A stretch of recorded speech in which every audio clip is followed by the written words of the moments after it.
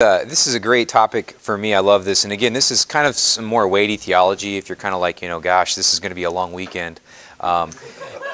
It gets less theoretical, I guess I should say, and more practical as we go through. But again, we're kind of building that base. And this is Dr. Scott Hahn, actually. I listened to an entire class of his on tape about the covenant. And that's when I really knew I was going to be a priest. When I was like, I'm listening to a theologian give a class. I'm like, nerd alert there. I'm a priest now for sure. I'm going to be that. I'm going to go all the way. Driving back and forth from home to the seminary. It really is, and that's Dr. Scott. This is Dr. Scott Hahn's kind of main thrust for what he does. If you haven't run into him before, just fantastic speaker, presenter, convert to the faith. Which they're always the best, the converts. They know more about it than I could ever know. And I was born and went to 12 years of Catholic school. So anyway, covenantal theology. I think that this can be really helpful for us because again, marriage is a covenant. You're entering into a covenant. I just throw this out really quickly too. There are 7 sacraments in the church. Obviously, 6 of them, the priest is the minister of the sacrament. And then marriage, though, the priest is not the minister of the sacrament. The two of you are. The husband and the wife that are entering, you are the minister of the sacrament. You are entering into the covenant. You are receiving the covenant and hearing the other person, and you're also offering testimony on yourself. A covenant, and so we're going to look at the differences with covenant and a contract. It's not just a contract. For the state it is, and we sign the contract part. But it's also a lot more than that. And a covenant is deeper than that. Just like abstinence means not having sex, but chastity is a deepening of that. In the same way, I think we have the difference between covenant and contract. But we'll get in. Oh, there we go. Father Tom read my mind, or I read his. A civil marriage is a form of contract, and again, we just said that. Civil marriage allows for an orderly transfer of wealth and property in case of death, and the transfer of custody of children who are minors, all of those kinds of things. It's important to recognize that there is an earthly component to marriage. I mean, it's not, there is a contract aspect. It allows for certain other decision-making rights if the other is incapacitated or not able to decide on his or her own, establishes a framework for economic support and property rights. If marriage is viewed as a contract, one can analyze how each party has or has not lived up to the obligations of the contract and deduce whether or not there is reason to continue with it. You'll often hear, the prenuptial agreement and things like that, and you can start to place blame. And like I love what the guy said in the video about 50-50, the difference between 50-50 and 100. I'd never heard that before. I thought that was fantastic. Contract is 50-50. I think a covenant is 100-100. I'm going to steal that. This is not the case, obviously. It's not just a contract in Christian marriage. Christian marriage is a covenant. A covenant does not establish a deal, and I think this is probably the key thing that we're going to hit on during this next half hour or so.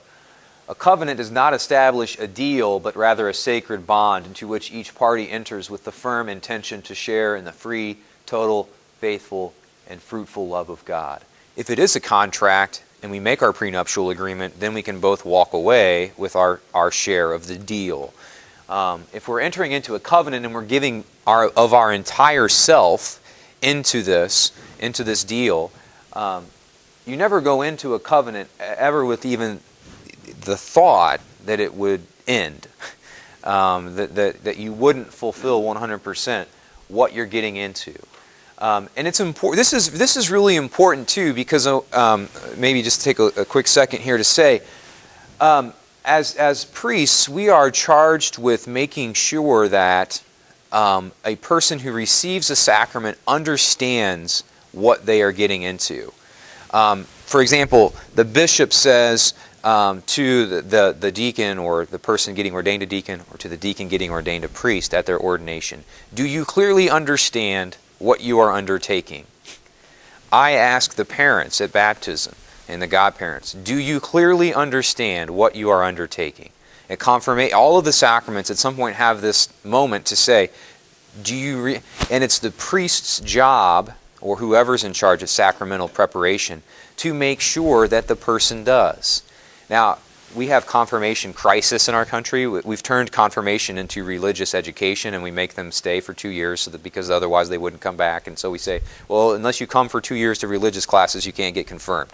But really, the only job is to make sure that the person understands what confirmation is. That's really all that is supposed to be going on. It's really, so then it's key, and in fact, the church says to the priest who prepares you for marriage, and I guess in a sense that's me, in a way today, but more importantly, the priest who signs off and says these two people understand what it is that they're receiving. And so it's really important then, the priest, it's not like the priest says, it's not like the church says to the priest, if 5 of your couples divorce, you're going to hell. That's like this, there's no number assigned, but the church says in a sense, if it doesn't play out or if the people didn't understand totally what they were getting into, then in some sense you share as the priest in the blame for that. And so it's really important to understand, this is a great opportunity to understand what is marriage, what is that bond, and it's a covenant. It's entering into 100% this sacred bond with the firm intention, again, to share in the free, total, faithful, and fruitful love of God. And those words are important. And I think we'll spend time looking at those in a minute. From the Catechism here, again, probably, we're looking at a lot of weighty stuff packed into one sentence. Pope Benedict wrote most of the Catechism, or was at least instrumental. And you see him, if you've listened to him over the last 3 or 4 years now as Pope, or what's it been, 6 years now, you hear him speaking. I do, at least when I read the Catechism. But anyway, a lot of stuff packed into one. But from the Catechism here, marriage is based on the consent of the two parties. That is, on their will, that means choice, on their choice or will to give themselves, each to the other, mutually and definitively, in order to live a covenant of faithful and fruitful love. Not a contract, a covenant. And I think that's a beautiful thing from our Catechism. Let's look here really quickly, and when we talk about covenant, it's important to realize that there are lots of examples of the covenant in the Old Testament. For me, a great conversion experience for me, even after entering the seminary, was reading the Old Testament. I had never read, I finished the Old Testament about 2 years before I was ordained a deacon. And that was the first time. It took me about 3 years of kind of praying and reading through that. Unbelievable stuff. And I preached on it actually last year at the at Christmas, the Vigil Mass, when we read, and it's this long list of names, and a lot of priests will skip it. If it's the 5:30 Mass on Christmas Eve. The gospel for that Mass is, David begot Jerubbaal, and Zerubbabel had Rehoboam, and Rehoboam's kid was, and it goes on and on and on. And a lot of priests are like,